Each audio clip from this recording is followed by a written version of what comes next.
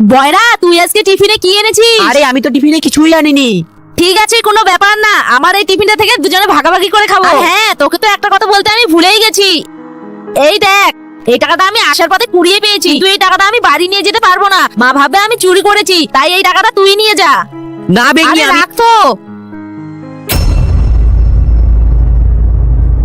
দাদা আমাকে কিছু সাহায্য করো না, আমার মা হাসপাতালে ভর্তি আছে। সর এখান থেকে, সকাল সকাল মাথা খেতে এসে। কাকু কাকু আমাকে কিছু সাহায্য করো না, আমার মা 2 দিন ধরে হাসপাতালে ভর্তি আছে।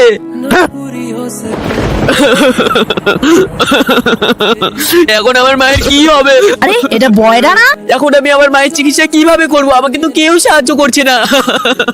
বয়রা তো ওখানে কাঁদছে, কিন্তু আমার কাছেও তো কোনো টাকা নেই, আমি কিভাবে ওকে সাহায্য করব?